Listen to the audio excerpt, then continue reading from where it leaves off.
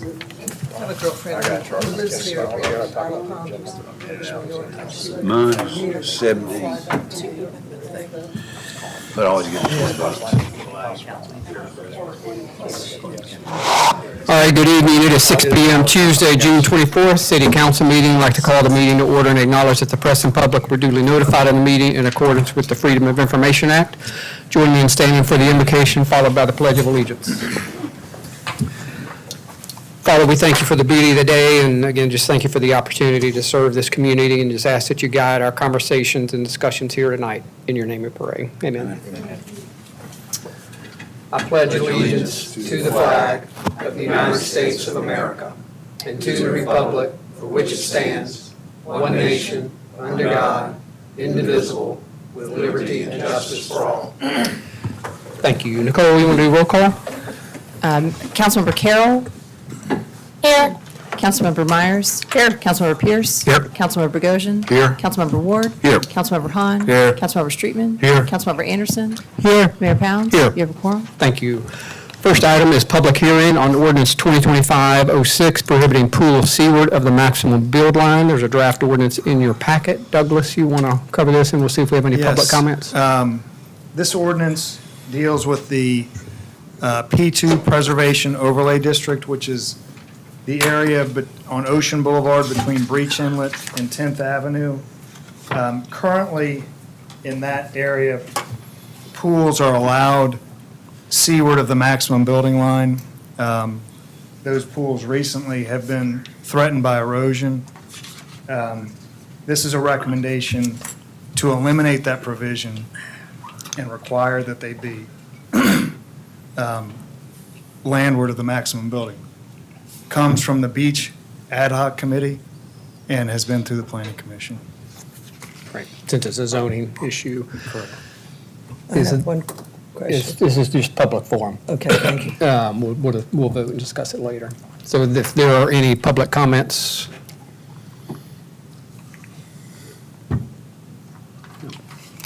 Douglas, anything else on that? that's it. Thank you.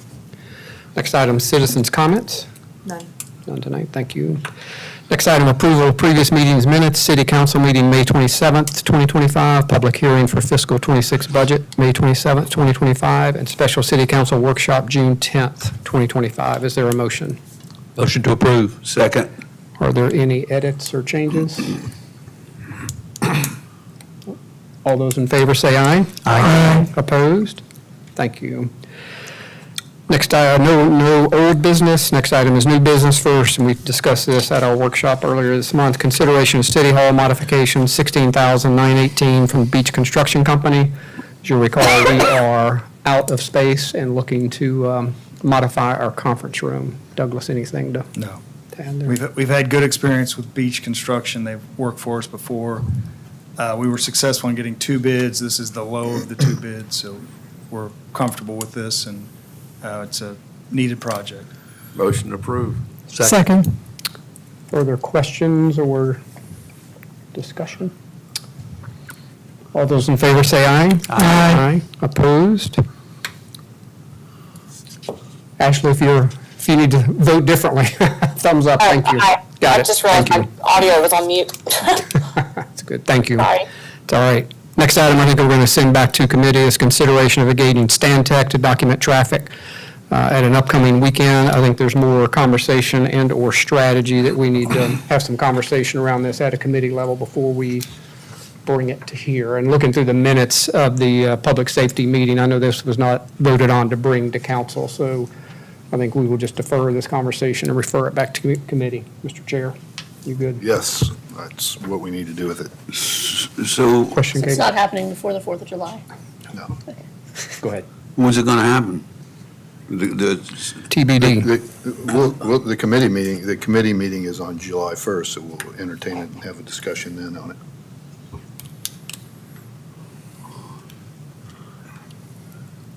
Go ahead, Douglas. Do we need to vote on? Yeah, I think I would just for some kind of context to this, I think the staff felt a sense of urgency.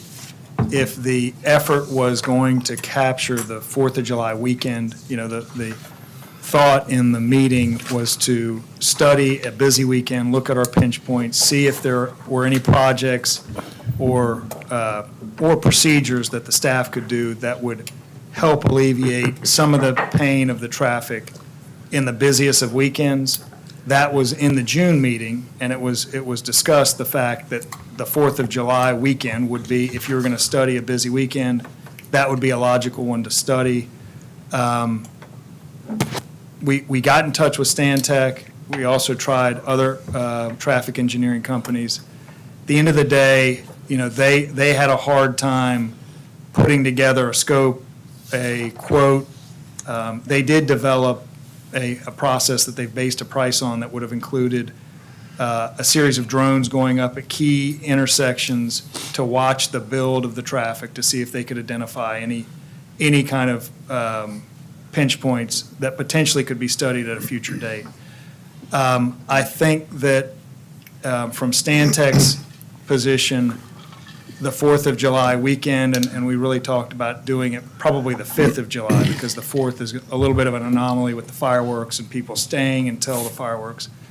So I think this project could be equally as useful at a later date in the summer, as long as it's a busy weekend and we can visualize that build of traffic and see where the pinch points are that develop. So I've talked to Stantec. They would be willing to come back to the Public Safety Committee, talk through what they may have as ideas to alleviate some of that pressure on those peak times.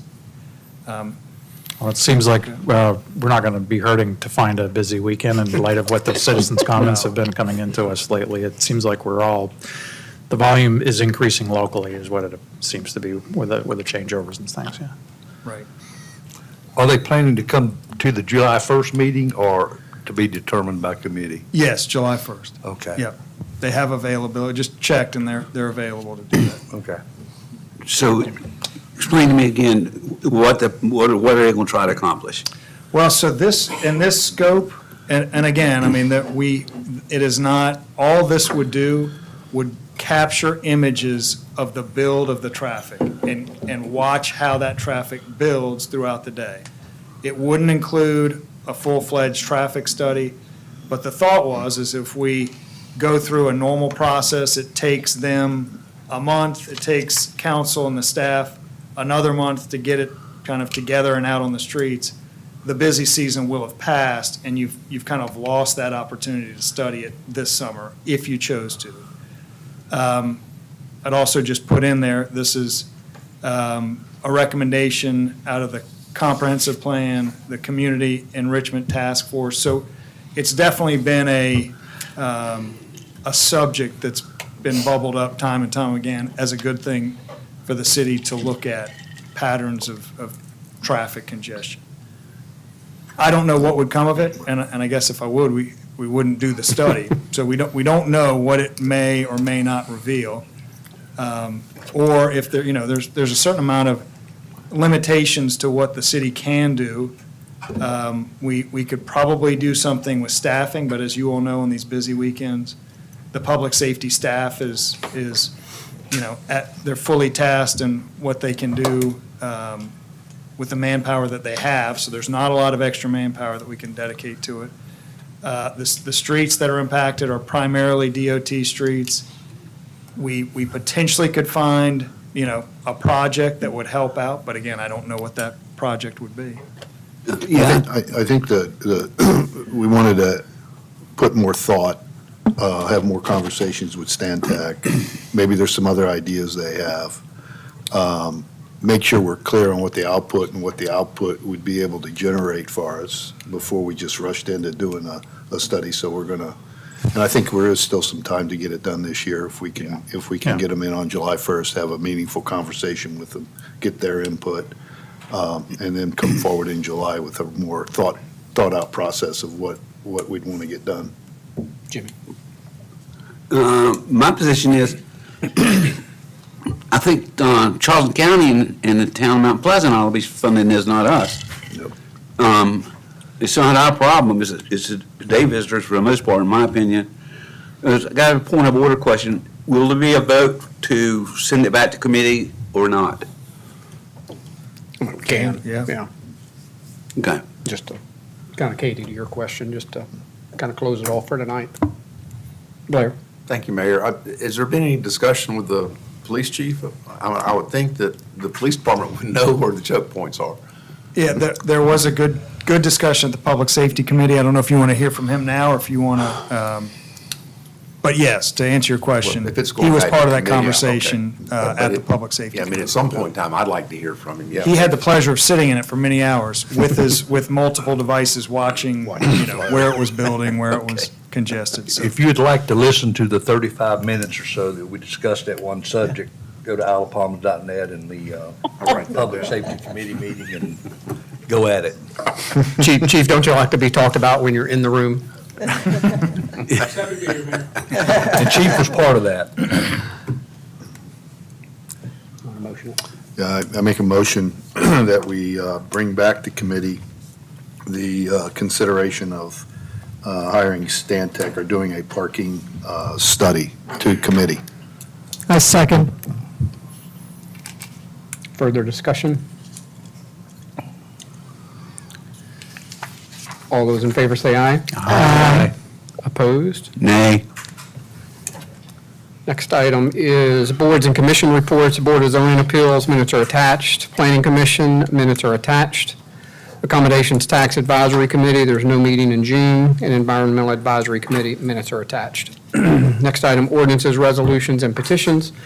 Ordinance, second reading for ordinance 2025-05, an ordinance to amend the revocation trigger from a calendar year to a 365-day rolling period, and stipulate that 2 garbage can violations are equivalent to 1 founded complaint for revocation purposes. Just to make sure we're level set before we go into a motion or a second, current ordinance, 1 violation, 1 roll cart violation equates to 1 founded complaint.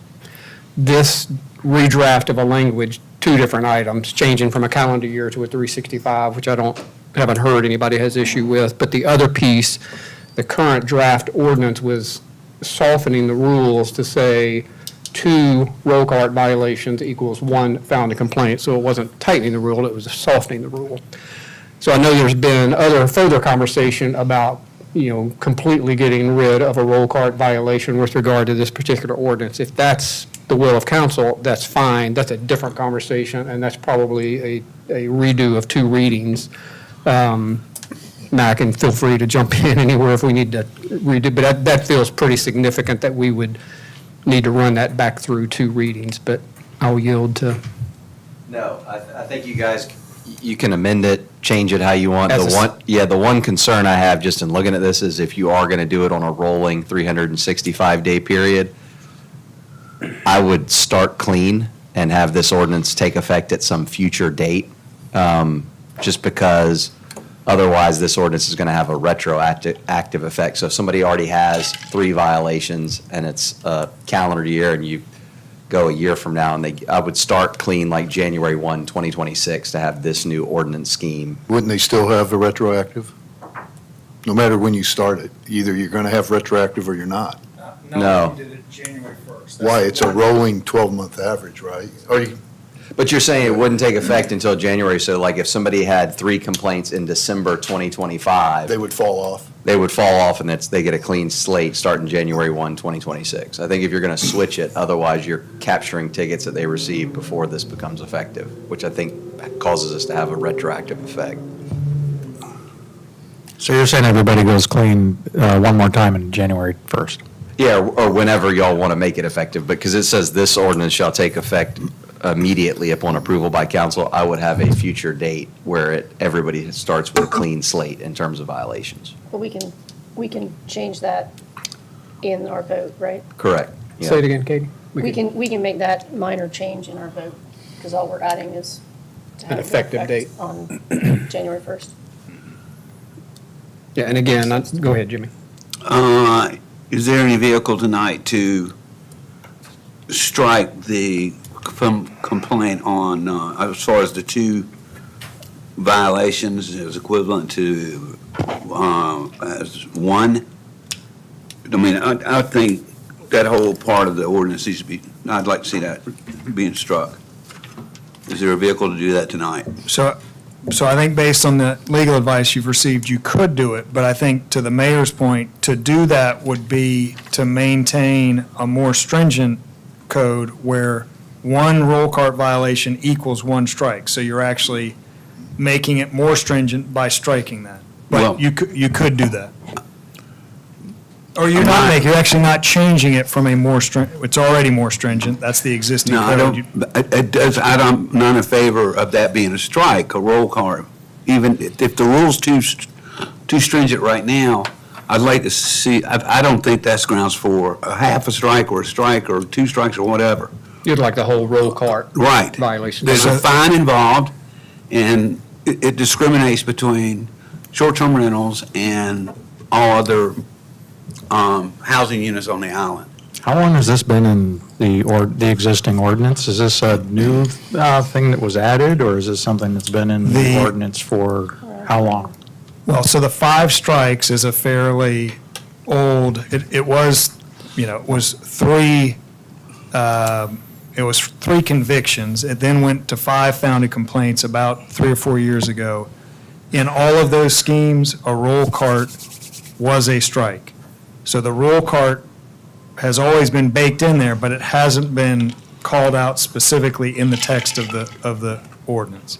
And we've never had any kind of a case where anybody's been brought up within 5 roll cart violations, No. and now we're suggesting to double that. Right? So I just have trouble understanding how that, if it's too stringent now, we've not had anything, and we're lessening that.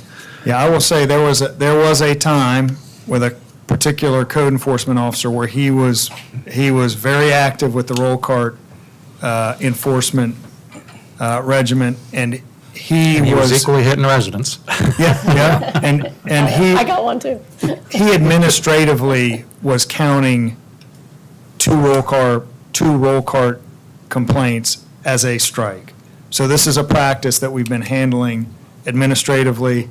The thought has been that if we get to a point of revoking a license, that us saying that we're just doing this administratively probably is not going to hold water. So we would want to add some, if we're going to do that, I think we'd want it clarified in the code that we have the ability to do that. But I think, you at least have 3 options. One would be to adopt it as written. One would be to take out all of the changes dealing with the roll cart ordinance, and that would have the effect of being as stringent as it is today, which is counting it 1 for 1 technically.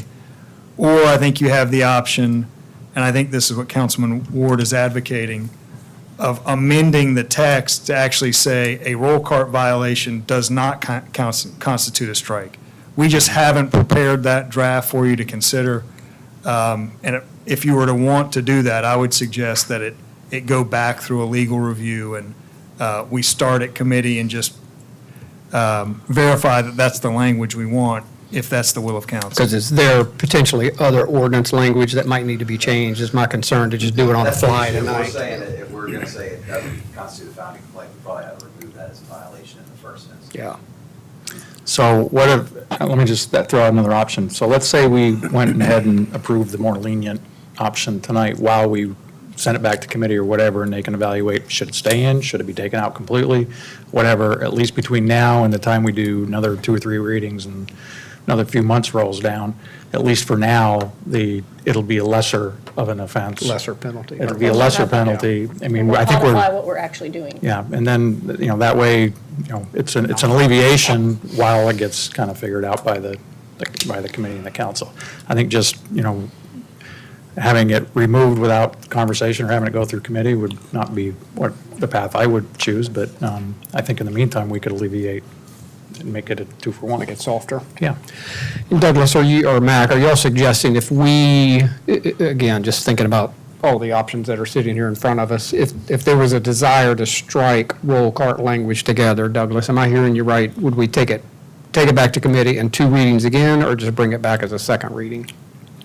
I think you could do either one. If you Okay. wanted to strike it permanently and not touch it, we would just leave it as is. If you wanted to, I think you could do either. But I think the roll cart violation is section 3-2-8, which is a totally different ordinance. So if we were going to look at that and how that impact this, then we wanted to change that in any way. I don't know what it says, but we would then have to go back and do a first reading and a second reading of that ordinance to be able to take that change. Correct. I think you're right. I think it's a cleaner way to do it. Did we ever? I don't know that you're changing 3. Well, I don't know what it says, we may. But, yeah. We're going to have to, I think if you're going to go back and say we want to remove it, which is a substantial change from where it is today, then we would want to look at that and see if there's anything in Yeah. there that we'd also That want is to change. consistent. I think just from Yeah. a sheer, standpoint of drafting a text, we would want to do that not kind of live at a meeting. Katie? Do you have any kind of motion at this point? No. Okay. It was level setting, believe it or not. Mayor. It turned into. Blair? From my perspective, I think there is a lot of confusion over this, and nobody, I don't know that we have a majority of how the council wants to go right now, so I don't think that we ought to be voting today to lessen it, or we all just send it back, the whole thing back, straighten it out once and for all. Otherwise, we've got an ordinance that may be in place for a month or 2 months, and then it comes back, and it just gets that much more convoluted, so. But you need, I don't disagree with that, except you do need some direction if the majority of council is wanting to completely take out roll cart violations, which is fine, that's a path. I mean, I think we need to give staff direction to that effect. And That would be helpful. That's what I would suggest, is we take it out completely, and for lack of a better word, if we have violation issues, we fine them into compliance so that everybody is treated equally, and we're not segregating one section of the market, the short-term violation, the short-term rental people, and treating them differently than everybody else. Jan? I would like to ask an update on a comment that we received. It was from Mel Miles, who was stating information about road cart violations for the last couple of years. And I think I asked Douglas to give us the most recent information about that, and found there was a discrepancy that was not obvious to the general public in the numbers that were given. Could you repeat those numbers? I do not have those numbers. Chief, do you? All right. Take a minute. One of the reasons why road cart violations were down in the first 6 months of this year is because we have had a vacancy in the livability office, so that there has been no one supervising the violations this past year. So we have not had a reduction in the number of violations. So I think we need to just make sure that we know the accurate number from the last 2 years. Can I comment, please? Yeah, let me see if Chief's got. I just want to, Oh, okay. just these numbers. I just want the data to be accurate that we're discussing. If I could, before I answer that, I did want to clarify. Our current practice has been 3 roll cart strikes, or 3 roll cart violations was a strike. And that started back when we had all the corral issues island-wide. So that was something we didn't want to hem somebody up on 1 roll cart violation. We didn't feel like that was fair. So our practice internally has been 3. To go to the question from Councilman Anderson, the total roll cart violations for 2024 were 655. 312 of those were at residential units, 340 were at rentals, and 3 were at others. 2023 was 434 total for the year. And the highest number in any one month was in December of 2023 at 92 violations. Second was May 2024 with 90. Year-to-date for 2025 has been 55. For 2024 was 331. And for 2023 was 121, going from January to the end of May. So we get a lot of roll cart violations. We don't have a lot of repeat offenders. I can only think of maybe 1 or 2 that have been repeat offenders that actually wound up getting a citation because they just failed to be in compliance multiple times. So it's not something we issue a lot of tickets for this. It's typically a warning on the trash can is as far as it gets. Am I right in saying that there was a vacancy in the livability officers? That's correct. At the end of the year, we lost one, moved on to another state, and then in the beginning of this year, the other one transitioned to a police officer position. And so we filled both and have 2 new code enforcement. And so that would explain a lot of the productivity during the year so far, being lower than the other years. Rusty. Well, it kind of reinforces what Chief just said, I think, but we had a code enforcement officer who was being, it was a very high priority for that particular code enforcement officer to recognize and write up rolling carts that were visible and also left on the street, correct? Correct. That actually, it wasn't that code enforcement officer, it was a complaint, multiple complaints that came in, and the city administrator at the time asked us to address it. And so to be fair, we had to address everyone, not just one person. And so Right. he did take that and address it. And yeah, and I didn't mean that personally. Yes, sir. But just, it was a complaint that For came him in. and the job that he did. But I mean, we had a lot of violations at that time over that 1 year period or whatever. Yes, sir. Because of, those statements and the complaints that we were getting. And it had But not been. the fact is, we really don't have that many citations that we, That's correct. Yes, sir. And the reality was, majority of them hadn't been really enforced for a number of years before that. And most of the ones in the beginning were related to where they were located outside, and the corrals were just in poor shape. And so once those were fixed and those carts were hidden out of view, most of these violations went away. right.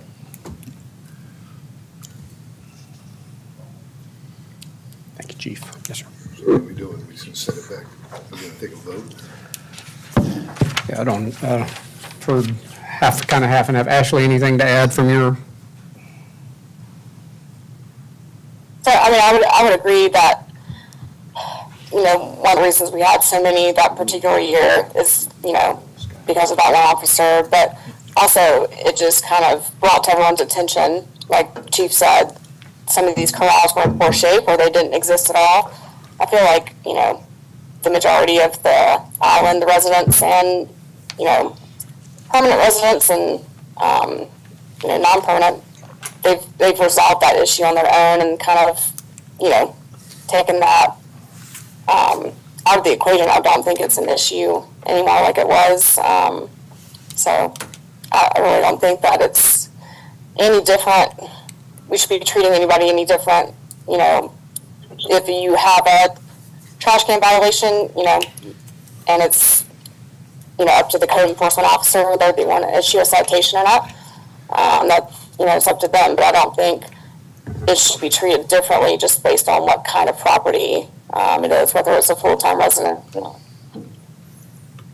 I would have a hard time seeing somebody come to us with 5 strikes and have a hearing like we did a few months ago and revoke somebody's license for a roll cart violation personally, but.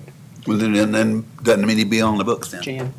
So what we're doing is we're taking it from, it used to be 3 strikes, and then we raised it to 5 strikes, and now we're talking about 10 strikes before their license would be in jeopardy. Is that correct? Well, the 3 and 5 are 2 different metrics. One was convictions in court, now it's a founded complaint.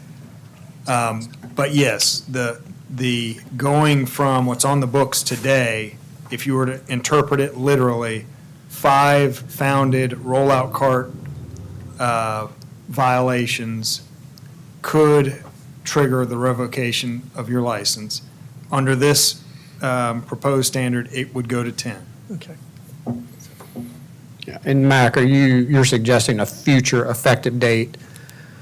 And just for, you can pick whatever date we wanted, I guess, but just for alignment, would you suggest 1/1 or, that's got to be a change. If you're switching from a calendar year to a rolling 365, you got to have some date where everybody's starting with a clean slate, because otherwise you're penalizing people based on a new ordinance for complaints that were founded prior to this becoming effective.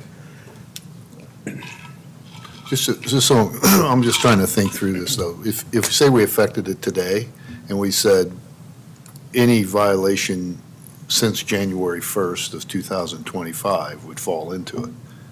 So then any violation on January 1st, 2025 would roll off on January 1st, 2026 on account. Why couldn't you do that? So John, I think So if somebody has three now, they'd come in with three, if they had three since January 1st of 2025. So the issue would be if that same house had two in December of last year. We enact this today, No, but I'm saying you'd only count You'd only anything in count. 2025, not going back in 2024, but since 2000, Right. January. so I think you're both saying the same thing.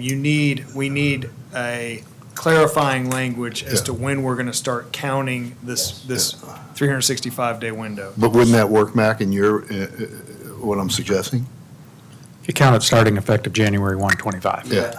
And then everybody drops, they drop their 24. They're going to get the drop off, but they're going to get it from the 24 historical. So anybody with That's, 4 right now, and if one of them was in December, they're going to now have 3.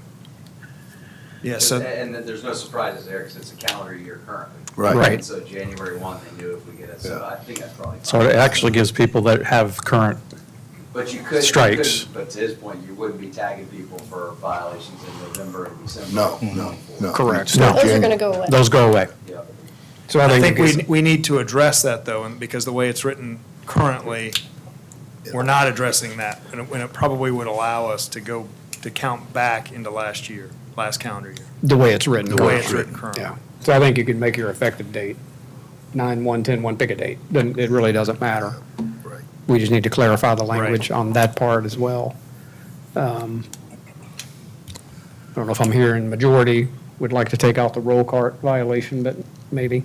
Either way, we're going back to committee, I think, to, I think it's cleaner just to send the whole thing back to I committee do and do too, it one actually. time.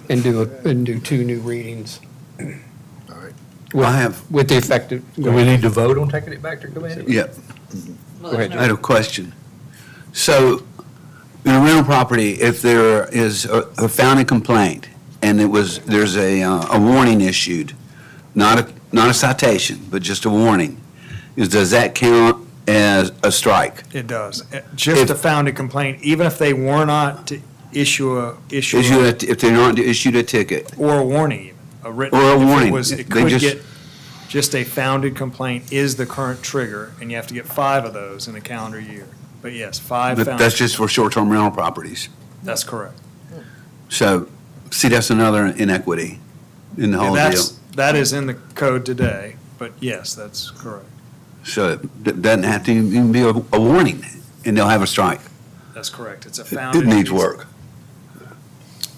It needs a lot of work. Thank you. So I think we motion to send it back to committee. Yes, sir. I'll make a motion. Second. Nicole, did you get that? Yes, sir. Jimmy made a motion. You can make your language up to send it back to public safety. All those in favor say aye. Aye. Opposed? Thank you. Next item, ordinance 2025-06, prohibit pools seaward of the maximum build line. Is there a motion? Motion to approve. Second. Further question? Jan, you had something earlier. Yep. I just have one question about that. And the original ordinance, let me see if I can get it, said something about so long as it complies with, well, OCRM back then, but with BCM regulations now. We've taken that out so that if there is a pool inside our maximum build line, but the critical setback line ends up being closer to the residence than that, can they still build a pool? Or do they have to meet OCRM, or what do I call it, BCM regulations, and it doesn't say that in the ordinance? Yes, I think, so if I'm hearing you correctly, so currently, the BCM line is seaward of all of these houses by some Yeah, amount, 50, 60 feet Right. probably roughly. I think your point is, in a scenario where that line comes landward, yeah. to a point that it's onto the properties and it's landward of the maximum building line,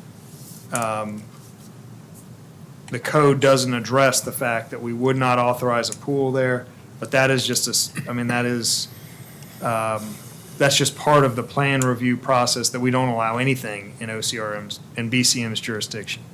So that same thing is true for houses, that we just know as part of our plan review process that we don't authorize things seaward of their jurisdictional lines. So is that something that was redundant in the old ordinance and that we don't no Probably, longer yes, it need? probably was already redundant because we just Okay. don't authorize things seaward of the But I mean, BCM you know, line. in the last series of storms that we had, there was a pool that was, you know, Yes, so that pool would have been authorized while it was landward of their jurisdiction. I think to your point, their jurisdiction came landward enough that it became into their jurisdiction, and that does happen.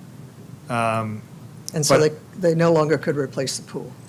Well, there are a set of standards that BCM, they do actually allow you to maintain that pool, and I will say they've allowed significant work to maintain a pool. There's a pool on Beechwood East that has been being maintained out in the active surf for 20 years.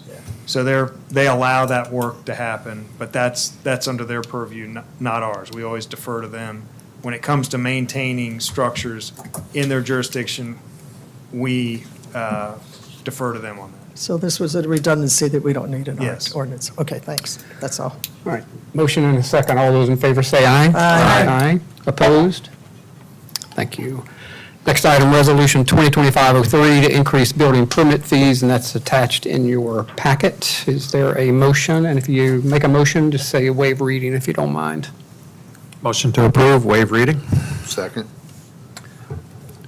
Douglas, anything you want to, I know there's Yeah. a page in there detailing. Yes, so Yeah. I would just say this is generally a product coming from the budget process whereby council noticed the fees for building permits and all the associated fees were low. This council baked into the budget a provision of increasing those fees by 15%.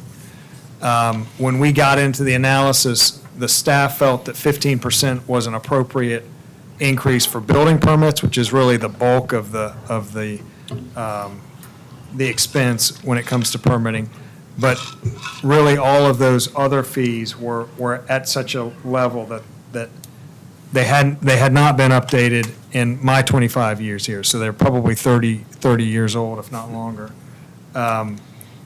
So we thought that 15% was too little for those. So we've suggested a higher increase for those mechanical, gas, plumbing, and electrical permits, and that's in your packet. And I think, Douglas, to add, you basically came to the conclusion that by the fees that were in there, we were upside down on providing the services. Yes, absolutely. It was, From our manpower cost or our expenses, yeah. It was costing us money. that's correct. To do the, you know, the plan reviews, the inspections, the documentation involved with, say, just an electrical job, the city was actually paying in terms of, you know, the manpower to do that in exchange for $35 or so. And Douglas, to your, into that comment, there, not a lot of activity on these permits. It's really the building permit. That's is where correct. That's the bulk of Yeah. the collections. These are electrical, plumbing, gas, and mechanical are not onesies, twosies, but Yeah. they're not hundreds like our building permits. Got, Jan? One comment, and it's a typo. Section 1, it says the rates of the building permit fee will be $60 plus additional $6 per thousand, or faction should be fraction. Oh, yeah. That's all. Thanks. All those in favor say aye. Aye. Opposed? Thank you. There being no further business. Motion to adjourn. Second?